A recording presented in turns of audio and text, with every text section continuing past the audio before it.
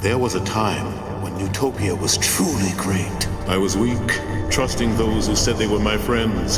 And because of that, the music box was taken under my watch.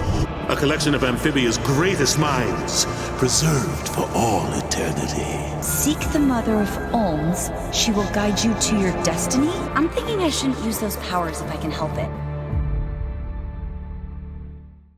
The hype train is back, and it is running at full speed. We have officially reached the return of both Amphibia and the Owl House. For the back halves of Amphibia's final season and the Owl House's second season. And let me tell you, they made sure Amphibia came back in style. As not only do we have the half-hour mid-season premiere, which you may have already watched by the time of seeing this video, but we also have the revelation of a brand new Amphibia book distributed by none other than one of my childhood legends, Tokyo Pop, who tweeted, "Looks like the frog's out of the bag. We are excited to confirm that we will be working closely with Disney Books, Matt Brawley, and Disney Channel to create a brand new title based on Marcy's trusty journal from Amphibia. Stay tuned for more details." Indeed, Marcy's guide that has appeared in both seasons 2 and 3 of the show will be getting the same treatment as Gravity Falls' Journal number 3 and Star vs. the Forces of Evil's Book of Spells, but in an exciting new way. And I hope being distributed by Tokyo Pop opens the floor for a big anime and manga influence. And to celebrate that announcement reaching 10,000 likes on Twitter, we were gifted with a teaser trailer for this final act of Amphibia, one that gives us a taste of the past, present, and future, accompanied with the timeless phrase, "Every story has a beginning and an end," featuring clips from Escape to Amphibia, which we won't touch on as they already released a full clip of this scene, so we know the context, and the episode is hours away from its release at the time of recording and editing this video.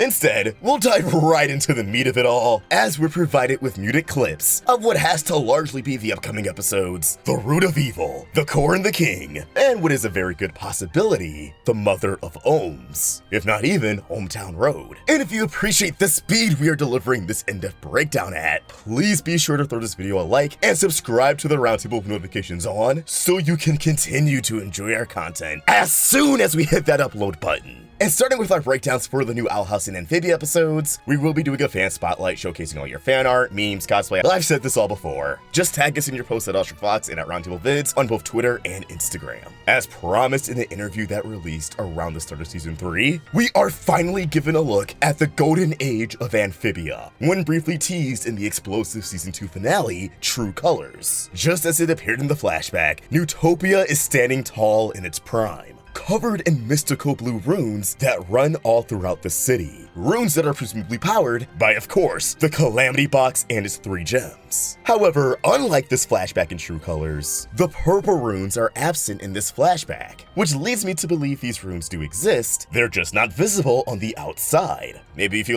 smash a wall in, you could see the purple runes as if they were exposed wires. I don't think it really matters, this is just my brain nitpicking and justifying those nitpicks with rationalizations of what they could be in universe, but I don't think it's gonna have much impact on the story or world building. Purple in general has been a common motif throughout Amphibia, so it may just represent unity, and may just be the color that represents the 3 gems together, and thus represents both known Calamity trios, one of which has been covered in the shadows, but we're finally receiving a deeper look at here. Within the castle, we see the quote key of the Calamity Box functioning as an actual key here, as it's utilized to unlock a door, one seemingly powered by the Calamity Gems, or even perhaps a set of Calamity Gems. The door lighting up in the same manner that the pedestal the Calamity Box lies on did in True Colors. This implies a few different scenarios. 1. The Calamity Gems were not always in the box, but once powered the castle, and the box either came at a later point, or was not the only object the Calamity Gems could have been used for. Another scenario with a similar line of thinking is that there are, or at least were, more than one set of Calamity Gems. I mean, think about it. There was clearly more than one Calamity trio, and we're now dealing with a multiverse of worlds, infinite destinies, with 3 stars coming from beyond to vanquish the night. If they work together, they'll succeed. If they can't work together, they'll fall apart. That can, and as we might see, really might have been applied to more than one set of friends. A trio of chosen ones may not be the only chosen ones out there, and thus, these powerful artifacts may not be the only set out there in existence. Tying into my belief that the Calamity Box will be destroyed at the end of the series because, yeah, you know, we're going to get a bittersweet ending and it's been hella telegraphed. It's possible all the other Calamity gems may have been destroyed, save for this final set that is now in Andrias' clutches, which could have been why he was so desperate to hold on to it, stooping as low as murking a child. Season 1's Bizarre Bazaar did imply that the Calamity Box wasn't the only Calamity item out there, and Amphibia is the kind of show that takes those seemingly throwaway details, waits a while, and then brings them back in a big way, and this could very well be one of those cases. Next up, we're given a look at what appears to be a very serious gathering in the throne room. Something that could be a ceremony or a trial. Given the various expressions on the amphibians, it really could go either way. Some look pissed, some look neutral, some like the frog that looks like Mrs. Crocker are just straight chillin'. It's kinda ambiguous, but whatever the situation may be, it directly involves a young Andrias and the pink frog who heavily resembles Sprig. Alongside the presence of the toad believed to be Beryl, this seems to be a definitive moment in Andrias' former friendships. After all, we know the pink frog did steal the Calamity Box, so this very well could be a confrontation or trial over that, one that puts Andrias in a very tough corner, as he's forced to put a dear friend on blast and stand against them in favor of his family and proclaimed destiny. Speaking of family, watching Andrias is none other than what's very likely to be the former king, his father, who I bet is that deep voice we heard back in the Season 3 trailer. Don't you think it's time to say goodbye to those childhood friends of yours?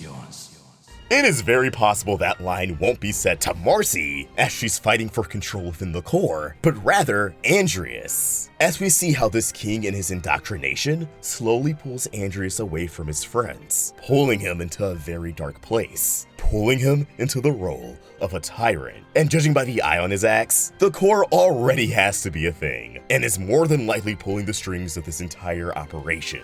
And you know, the dark garments on this king doesn't inspire confidence either. I also gotta note that the toad standing next to who I assume is this king's equivalent to Lady Olivia is donning very similar armor and cape to Grime. Would not be surprised if this guy was a relative. I also gotta say, it's wild seeing how small Andrias is here compared to his present day size. Damn, those new aliens grow. We see the old king take Andrias into the core's chamber. And although Andrias is definitely the one wearing the gloves who unlocked the door earlier, I still believe that door might be the original passageway to the core's palace. I wonder if this is the first time Andrias will be shown the core, and we'll get a deeper explanation of what or who it is, as in all the personalities within that hive mind. And I am just so stoked for these pair of episodes. I mean, getting a half hour dedicated to the backstory and dynamic of the antagonist leading into the final battle, how could you not be stoked? That's the kind of rare perspective I eat up. Next, we see the pink frog collapse to her knees, seemingly out of breath, as Andrias and I'm just gonna call him Beryl run up to comfort her. And wouldn't you know it,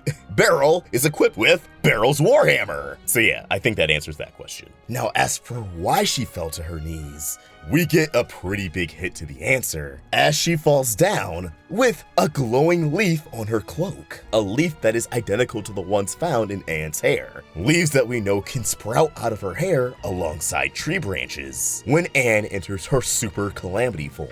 So I am confident the pink frog here just tried to use her calamity abilities, as I am positive her, Andrias, and Beryl were once connected to the stones. And just as Anne collapses every time she uses her powers, the pink frog does as well here, as it's too much. And I believe continued use of these powers will result in the pink frog's premature death, serving to the audience as a fair warning of what could happen to Anne in the series finale, as I doubt the core can be defeated without the use of these powers. But hey, I'd love to be proven wrong. Subvert my expectations, but still give me my cool anime transformations while you do it. Next up, we see 3 glowing gems, identical in color to those on the Calamity Box, though in a different cut, illuminating a cave with significant imagery of the eyes of the core and Olms. This could support the multiple Calamity Gems theory. The colors of these gems may just have no proper explanation besides consistency and aesthetic when the episode airs, but I do believe this will be the location of the Mother of Olms, which is why I believe this could be from the episode Ohmtown Road or Mother of Olms.